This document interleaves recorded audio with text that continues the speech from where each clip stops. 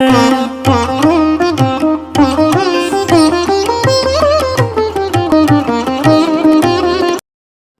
வையகம், வாழ்க வையகம், வாழ்க வளமுடன். குரு வாழ்க, குருவே துணை. சிந்தனையை, உடல் நலத்தை சீரமைத்து உய்வித்த குருவின் பாதம் பணிகின்றோம். இன்றைய சிந்தனைக்கு நாம் எடுத்துக்கொண்டிருக்கும் தலைப்பு சிறப்பு உணர்ந்த பெண் மதிப்பு ஆகும். மங்கையராய் பிறப்பதற்கே மாதவம் செய்திடல் வேண்டும் அம்மா என்றார் கவிமணி தேசிக விநாயகம் பிள்ளை. அதிலும் பெண்மையின் மதிப்பு உணர்ந்து சிறப்பு செய்யும் மாதவத்தோர் உள்ள காலத்தில் பெண்களாக பிறந்திட நிச்சயம் மாதவம் செய்திடத்தான் வேண்டும். நம் அருட்தந்தை அவர்களின் வேதாத்திரிய திட்டங்களில் ஒன்றாகிய சிறப்பு உணர்ந்த பெண்மதிப்பு குறித்து சிந்திக்க இருக்கும் நாமும் மாதவம் செய்தவர்களே. பெண் என்பவள் அம்மாவாக, சகோதரியாக, மனைவியாக, மகளாக, தோழியாக, வயதான பின்னர் பேத்திகள் என்ற பல வடிவில் நம் வாழ்வில் உறவாடிக்கொண்டு இருக்கின்றார்கள். அம்மா என்றால் அன்பு, சகோதரி என்றால் பாசம், மனைவி என்றால் வரம், மகள் என்றால் உயிர், தோழி என்றால் நேசம் என்ற அளவில் பெண்களை பற்றிய நமது கண்ணோட்டம் நிறைவு பெற்று விடுகிறது. ஆனால் உண்மையில் அவர்களின் சிறப்பு, மதிப்பு, பெருமை, உயர்வு நம்மால் உணரப்படுகிறதா என்றால் அது கேள்விக்குறிதான். சிறப்பு உணர்ந்த பெண் மதிப்பு, இதுதான் நமது சிந்தனை தலைப்பு. நாம் ஒரு பொருளை அதன் சிறப்பு அறிந்து நன்கு இயக்க வேண்டும் என்றால் அப்பொருள் பற்றிய நல்ல தெளிவான விளக்கம், செயல்திறன் பற்றிய பூரண அறிவு நமக்கு வேணுங்க. அப்போத்தான் அப்பொருளை நன்கு நாம் பயன்படுத்தி நன்மை பெற முடியும். சிறப்பு உணர்தல் என்ற வார்த்தைக்கு அர்த்தம் ஒரு பொருளின் வேகம், அறிவு, தொழில் முதலியவற்றின் எல்லை எது என தெரிந்து கொள்ளல் ஆகும். அதாவது அக்கு வேற ஆணி வேற ஒன்றை பற்றி ஆராய்ந்து தெளிதல். பெண்ணின் பெருமையை, பெண்மையின் மேன்மையை, பெண்ணியத்தின் மதிப்பை தெரிந்து கொள்ளணும்னா அந்த பெண்ணை பற்றிய சிறப்பை முழுமையாக உணர்ந்தால் மட்டுமே முடியும். வாருங்கள், அனைத்து சக்தியாக விளங்கும் பெண்ணின் சிறப்பை முழுமையாக உணர முயல்வோம். குடும்பம் என்பது கடவுள் நமக்காக பூமியில் ஏற்பாடு செய்திருக்கும் சொர்க்கம் ஆகும். சொர்க்கம் என்பது நமக்கு இறைவன் தந்த குடும்பம் தானே. பெண்களும் ஆண்களும் கூடிய ஒரு கூட்டு சமுதாயமே உலகம். பெண்ணின்றி ஆணில்லை, ஆணின்றி பெண்ணில்லை. ஆனாலும் இன்றளவிலும் ஆண்கள் மேலாகவும் பெண்கள் கீழாகவும் மதிக்கப்படும் ஒரு நிலைதான் உலகில் நிலவுகிறது. தவமாய் தவமிருந்து ஆண் பிள்ளை பெற்றேன் என்பார் பலர். உண்மையில் ஆண் பிள்ளைகள் பெற்றோரின் தவம், பெண் பிள்ளைகளோ இறைவனின் வரம். உலக மக்கள் தொகையில் சரி பாதியாய் உள்ள பெண்களின் தற்போதைய நிலை என்ன? அவர்களின் சிறப்பு உலகோரால் உணரப்பட்டுள்ளதா, மதிக்கப்படுகின்றதா? சிறிது சிந்திப்போம். மகளிரின் தற்போதைய நிலை என்ன? அவர்தம் சிறப்பு என்ன? முதலில் பெண்ணின் தற்போதைய நிலை பற்றி சிறிது ஆராய்வோம். பெண்ணோடு தோன்றி பெண்ணோடு வாழ்ந்தும் பெண் மனது என்னவென்று புரியவில்லையே என்றும், பெண்ணாலே பிறந்திருந்தும் பெண்ணோடு வாழ்ந்திருந்தும் பெண்ணாக பிறந்தவரை கண்ணாக யார் மதித்தார் என்றும் கவிஞர் கண்ணதாசனின் கேள்விக்கணைகள் நம் மனக்கண் முன் விரிகின்றன. நம் அருட்தந்தையும் இதையேதான், பெண் வயிற்றில் உருவாகி பெண்பால் உண்டே வளர்ந்தாய், பெண் துணையால் வாழ்கின்றாய், பெண்ணின் பெருமை உணர் என பெண்மையை மதித்து வாழ்க வளமுடன் என சொல்கிறார். பெண்மையின் சிறப்பு என்பது அவளின் தாய்மை குணம், இறைமைத்தன்மை, தியாகம், பற்றற்ற துறவு நிலை, அன்பு, கருணை, இரக்கம் ஆகிய குணங்களால் மிளிர்கின்றது. பொறுமையில் பூமியையும் மிஞ்சும் வண்ணம் வாழ்கின்றாள் பெண். பூமியின் பெயரும் அம்மா அம்மா, புண்ணிய நதியும் அம்மா அம்மா. தாய்மொழி என்றும் தாயகம் என்றும் தாரணி அழைப்பதும் அம்மா அம்மா. ஆம், அம்மா என்ற ஒற்றை சொல்லிலே பெண்மையின் சிறப்பு மிளிர்கின்றது. சிறப்புணர்ந்த பெண்மதிப்பு புரிகின்றது. ஆணும் பெண்ணும் சரிபாதியாக உள்ள மனித குலத்தில் அந்த பாதி எண்ணிக்கை உள்ள ஆண்களை பெற்றெடுத்தவர்கள் பெண்களே. எல்லா உயிர்களும் தோன்றுவதற்கு திருவழியாக தெய்வீக வாயிலாக அமைந்ததுதான் பெண் உருவம். பெண்ணினத்தின் சிறப்பை உணர்ந்து கொள்வது இருபாலாருடைய கடமை ஆகும். ஆம், ஆண்கள் மட்டுமல்ல, பெண்களும் பெண்ணின் சிறப்பை மதிப்பை உணர்ந்து கொள்ளல் வேண்டும். பிரபஞ்சத்தையும் அதில் உள்ள அனைத்து பொருட்களையும் தோற்றுவித்தது இயற்கையே. உலகில் வாழும் எல்லா உயிரினங்களையும் கருத்தரித்தது முதல் வளர்த்து வழிகாட்டுதல் வரை பெண்ணினத்திற்குத்தான் தனது அருளை இயற்கையாக முழுமையாக இயற்கை வழங்கியிருக்கிறது. பெண்மையின் சிறப்பை உணர தாய்மை நிலை ஒன்றே போதும். எல்லையற்ற ஆற்றலுள்ள இறைவன் திருவுள்ளம் என்ன? எவ்வுயிரும் தோன்றுதற்கு ஏற்றதொரு திருவழியாய் வல்லமையாய் பெண்ணினத்தை வடிவமைத்தான். அற்புதமே என்று இறைவன் பெண்ணுக்கு அளித்துள்ள அற்புத வரம் பற்றி கூறுகிறார் நம் அருள் தந்தை.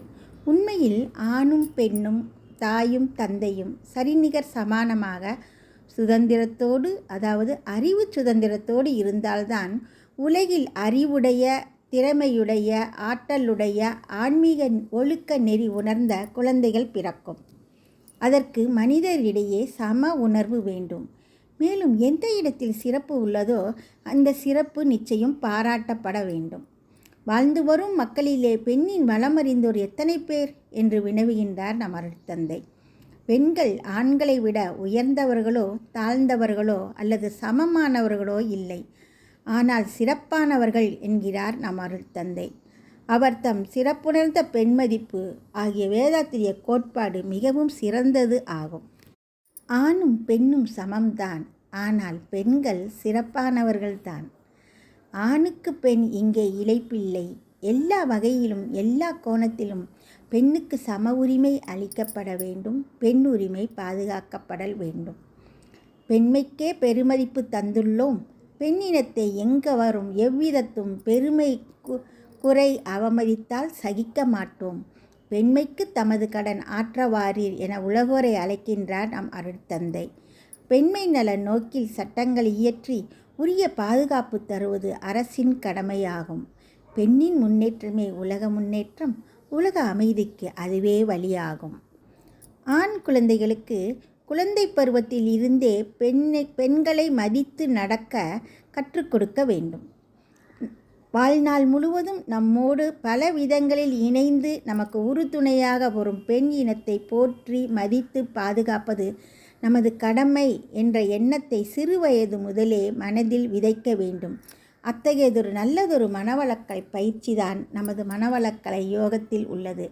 காயகல்ப பயிற்சியும், உடல் பயிற்சியும், தவ முறைகளும், அகத்தாய்வு பயிற்சிகளும், சைல்டு அபியூஸ், பாலின வன்கொடுமை நிகழ்வுகள் போன்றவை நிகழாமல் பாதுகாக்கக்கூடிய கவசங்கள் ஆகும். ஒரு குழந்தை உருவாகிறதுல ஆணுக்கும் பெண்ணுக்கும் சம பங்கு தானே உள்ளது. 10 மாதம் மட்டுமே குழந்தையை வயிற்றில் சுமக்கிறாள் தாய். ஆனால் அதன் பின்னர் அதனை வாழ்நாள் முழுவதும் காப்பவன் ஆண் அல்லவா?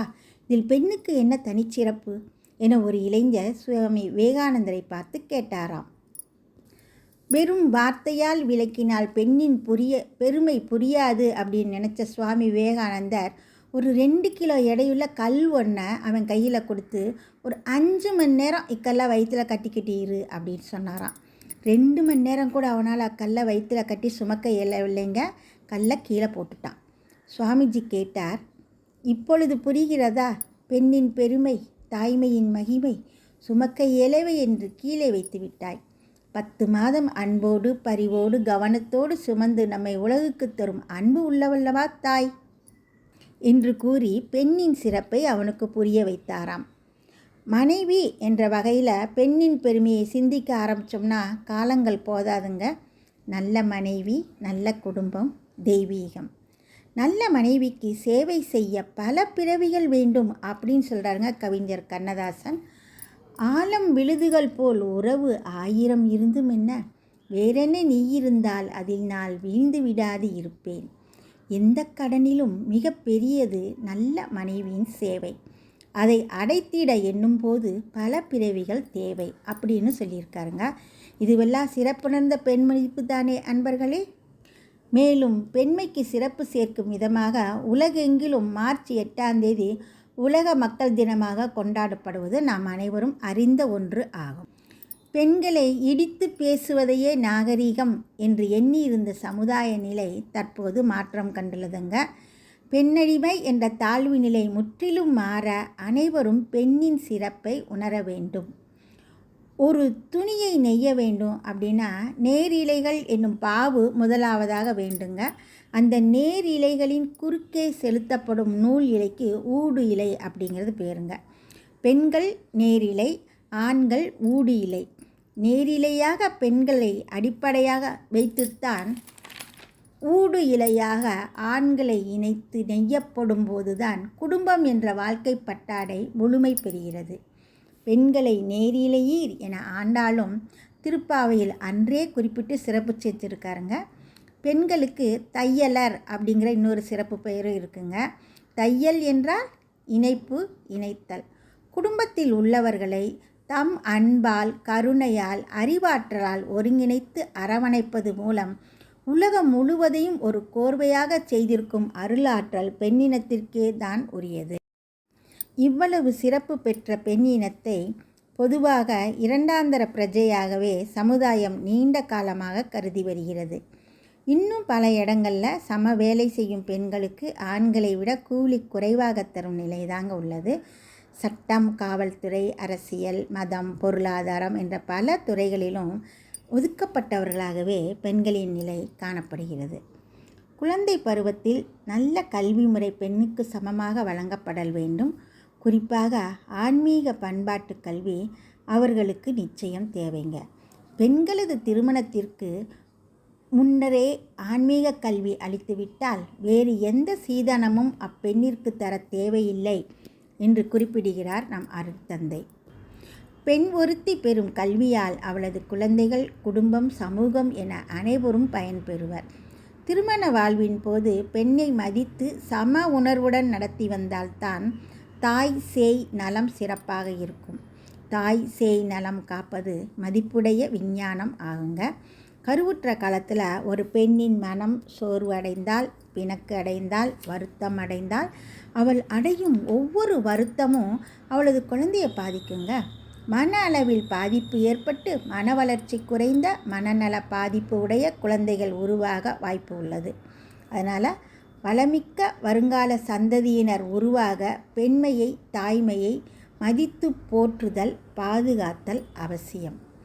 பெண்களுக்கு என்று, பெண்குலத்திற்கு என்று உலக சமுதாய சேவா சங்கம் அகில உலக பெண்கள் ஆன்மீக அறக்கட்டளை, women's international spiritual education trust ஒன்று அமைச்சு பெண்களின் முன்னேற்றத்துக்கு வழிவகை செய்யப்பட்டுள்ளதை நாம் இங்கே நினைவில் கொள்ளலாங்க. பெண்கள் நாட்டின் கண்கள். பெண் விடுதலை, விமென்ஸ் லிபரேஷன், பெண் முன்னேற்றமே நாட்டினுடைய முன்னேற்றம் ஆகுங்க. பெண் கல்வி, பெண் முன்னேற்றம், பெண் பாதுகாப்பு, பெண் மருத்துவம் ஆகியவற்றில் அரசும் தன் உயரிய பங்களிப்பை நல்கினால் பெண்ணின் ஆற்றல் மென்மேலும் பெருகி சமுதாயம் வளர்ச்சி பெறும். அன்பும் கருணையும் இறைநிலையால் பெண்களுக்கு அளிக்கப்பட்ட பெருநிதி ஆகும். அன்பு, கருணை, தியாகம் அனைத்தும் ஒன்றிணைந்த வாழ்க்கை நெறியினை தமது நெறியாக வாழும் தியாகச் சுடர்தாங்க பெண்கள். இயற்கையின் வெளிச்சச் சுடர் பெண்களே. தனக்கென ஒன்று வச்சுக்காது, தனது உடல், பொருள், ஆவி மூன்றையும் குடும்பத்தினருக்கு அர்ப்பணிக்கும் அன்பு வள்ளலே பெண். வாழ்க்கையை தியாகம் செய்வதில் ஒவ்வொரு பெண்ணும் அன்னை தெரசாக்களே, ஒவ்வொரு அன்னையும் அன்னை அரவிந்தர்களே. அன்பின் உச்சக்கட்டத்தில் தன்னையே, தனது வாழ்வையே துணைவருக்கு அர்ப்பணிப்பவள் பெண். பற்றற்ற துறவி என தியாக வாழ்க்கை வாழ்பவள் பெண்தான். ஒரு பெண் திருமணமான பிறகு கணவன் வீட்டிற்கு வரும்போது தன் பெற்றோரை, பிறந்த வீட்டில் இருக்கும் அன்பு உள்ளங்கள் அனைவரையும் துறந்து வருகின்றாள். செம்புல பெயல் நீர் போல கணவன் வீட்டாரோடு மனம் விரும்பி கலந்து விடுகிறாள். இத்தகைய துறவை விட இதுவரை எந்த இடத்தில் யார் மேற்கொண்ட துறவு சிறந்ததாக இருக்க முடியும் அப்படின்னு மகரிஷி கேள்வி கேட்குறாருங்க. அத்தகைய தியாகச் செம்மலான மனைவியை மதித்து அவள் தம் சிறப்பு உணர்ந்ததால்தான் நம் அருட்தந்தை அன்னை லோகாம்பாள் அவர்களின் பிறந்த நாளான ஆகஸ்ட் 30 மனைவி நல வேட்பு நாள், ஒய்ஃப் அப்ரிசியேஷன் டே என அனைத்து மனவளக்கலை மன்றங்களிலும் கொண்டாடி மகிழ ஏற்பாடு செய்துள்ளார். பெற்றோரை, பிறந்தகத்தை, பிறந்த ஊரை விட்டு பிரிந்து வந்து பெருநோக்கில் கடமையறம் ஆற்றும் பற்றற்ற துறவி என குடும்பத் தொண்டேற்று பண்பாட்டின் அடிப்படையில் எனைப்பதியாய் கொண்ட என் மனைவியை நான் மதிக்கின்றேன், வாழ்த்தி மகிழ்கின்றேன் என பாடியுள்ளார். பெண்ணின் பெருமையை ஆண்கள் உணர்ந்து மதித்து நடந்து கொள்ள வேண்டும். பெண்ணுக்கு பாதுகாப்பும் பராமரிப்பும் அளிக்க உறுதியேற்கும் நன்னாளாக அந்நாள் அமைந்துள்ளது. பெண்களை பாதிக்கும் சில சமூக சீர்கேடுகள் குறித்து நம்ம அருட்தந்தை குறிப்பிட்டிருக்காருங்க. அதை பார்க்கலாம். சமுதாய சிக்கல்களில் முக்கியமான ஒன்றான பெண்மையின் மேன்மையை, மதிப்பை புறக்கணித்தல் என்ற சிக்கலை நீக்கிட அதற்கு தீர்வாக பெண்மையின் மதிப்பு அறிந்து போற்றுதல் என்ற நல்வழியை காட்டியுள்ளார் நம் அருட்தந்தை. பெண்ணுக்கு முழு சுதந்திரம் கொடுத்துட்டோம் அப்படின்னு பேச்சளவு சொல்லிக்கிட்டு பெண்ணை இரண்டாந்தர பிரதையாக பல நேரங்களில் நடத்தப்படும் நிலை மாற்றி பெண்ணுக்கு சம உரிமை அளிக்கப்படல் வேண்டும். வாழ்க்கை எனும் வண்டி நன்றாக உருண்டோட ஆண் பெண் என்ற இரு சக்கரங்களும் சமமாக, இணையாக, ஏற்றத்தாழ்வின்றி இருக்க வேண்டும் இல்லைங்களா? பெண்களுக்கு சொத்துரிமை வழங்கப்பட்ட சட்டம் இன்னும் பல இடங்களில் அமலாக்கப்படாத அவல நிலையே உள்ளது. பெண் கல்வி மூலம் உரிய விழிப்பு நிலை ஏற்படுத்தல் வேண்டும். சில சமய கோட்பாடுகள், அரசியல், பொருளாதாரம், விஞ்ஞான முன்னேற்றம் இவற்றிலும் பெண்களுக்கு உரிய பங்களிப்பை வழங்க வழி செய்யப்பட வேண்டும். பாமர பெண்களுக்கு தன்னம்பிக்கை, சுய முன்னேற்றம் குறித்த விழிப்புணர்வு ஏற்பட வேண்டும். நமது WCSC கிராமிய சேவை திட்டம் இந்த நல்பணியை செய்து வருகின்றது. அப்புறங்க பெண்ணை ஒரு போகப் பொருளாக நினைக்கும் நிலை மாற வேண்டும். ஊடகங்கள், திரைப்படங்கள், விளம்பரங்களில் பெண்ணை தவறான முறையில் பயன்படுத்தும் நிலை மாற்றப்பட வேண்டும். பெண் சிசு கொலை இன்னும் சில இடங்களில் தொடர்கிறது. பாலியல் வன்முறை, சைல்டு அபியூஸ் போன்றவை பெண்களுக்கு துன்பத்தை தரும் செயல்கள் ஆகும். கல்லூரி, பள்ளிகள், அலுவலகம், பொது இடங்கள் என எல்லா இடங்கள்லையும் பெண்ணை உடல் மற்றும் மனம், பொருள் ரீதியாக பாதுகாப்பு ரொம்ப குறைவாக இருக்குங்க. பெண்கள் தம் சிறப்பு உணர்ந்து பெண்மைக்கு எதிரான வன்முறை செயல்கள் நடைபெறா வண்ணம் காப்பது சமூக கடமை ஆகும். பெண்களை துன்புறுத்துவதற்கு எதிரான கடுமையான சட்டங்கள் அரசால் இயற்றப்பட வேண்டும். வன்முறைக்கு உரிய தண்டனைகள் கொடுக்கப்பட்டால் குற்றவாளிகளின் எண்ணிக்கை குறையும். குழந்தை பருவத்தில் இருந்தே உரிய பாடத்திட்டங்கள் மூலம் பெண்களை மதித்து நடக்க கற்றுக் கொடுக்க வேண்டுங்க. நாடு வளம் பெற பெண்ணடிமை துயரம் நீங்க வேண்டும். சிறப்புணர்ந்த பெண் மதிப்பு அனைவராலும் உணரப்படல் வேண்டும். போகப் பொருள்களாக பெண்களை நினைப்பதை தவிர்த்து பெண்ணின் மதிப்பு, பெருமை உணர்ந்து போற்றி வரும் சமுதாயம் அறிவாற்றல், வாழ்க்கை தத்துவம், பண்பாட்டு வளர்ச்சியும் ஏற்றம் காணும். பண்பாட்டிலும் வாழ்க்கை தரத்திலும் வளர்ச்சி பெற்ற சமுதாயம் தோன்றும். பெண் அடிமையை ஒழிப்பதை விட பெண் உரிமையை வளர்த்தலே பெண் மதிப்பு, அதுவே நாடு நலம் பெற ஒரே வழி அப்படின்னு மகரிஷி சொல்கிறாருங்க. பெண்கள் அறிவை வளர்த்தால் வையம் பேதமை அற்றிடும் காணீர் என்கிறார் பாரதியார். பெண்கள் அறிவை வளர்த்தால் வையம் பேதமை அற்றிடும் காணீர். சமூகம் வளர்ச்சி பாதையை நோக்கி நகர வேண்டிய கட்டாயம் இருக்கிறது என்பதாலேயே அதை வளர்ப்பதற்காகவே ஆன்மீக பண்பாட்டு கல்வி அனைவருக்கும் கிடைத்திட நம் உலக சமுதாய சேவா சங்கம், வேதாத்திரிய பல்கலைக்கழகம் மற்றும் தொலைத்தொடர்பு கல்வி முறை விஷன் ஃபார் விஸ்டம் அனைத்து தொண்டாற்றி வருகின்றது. மனித பண்பாட்டின் முக்கிய சீர்திருத்த கருத்தாக கொள்ள வேண்டியவை: 1. பெண்களுக்கு சமநீதி வழங்குதல். இது சமுதாய நலன் நோக்குடைய அறிஞரின் கடமையும் பொறுப்பும் ஆகும். சிறப்புணர்ந்த பெண்மதிப்பு ஒரு சீர் செய்த பண்பாடு ஆகும். பெண்மதிப்பு உணர்ந்த சிந்தனையோர்களின் வழி வாழ்வு அமையும்போது மனித குலம் மேம்பாடு பெறும். வன்மை உயர்வு மனிதர் நலம் எல்லாம் பெண்மையினால் உண்டென்று பெண்ணின் பெருமை பற்றி பேச வந்த பாரதிதாசன், மானுடத்திற்கு வாய்க்கும் சிறப்பு எல்லாம் பெண்மையின் பெரும் சிறப்பால்தான் என சிறப்புணர்ந்த பெண்மதிப்பை சிறப்புற விளக்குகின்றார். கடலின் உப்பெனவும் காற்றின் இசையெனவும் குடும்பத்தில் கலந்தவள் பெண். குடும்பப் பயிர் வளமாக தழைக்க அன்பெனும் உரமிடுபவள் பெண். குடும்பம் ஒரு கோவில், அதில் வாழும் தெய்வம் பெண். இறையாற்றல் பெண்மையாக மலர்ந்துள்ளதை அறிந்து பெண்களுக்கு சிறப்பளிக்கும் விதமாக நவராத்திரி விழா கொண்டாடப்பட்டு வருவதில் இருந்தே பெண்மையின் சிறப்பு உணர்ந்ததே நம் தெய்வ திருநாடு என்பது தெளிவாகிறது அல்லவா?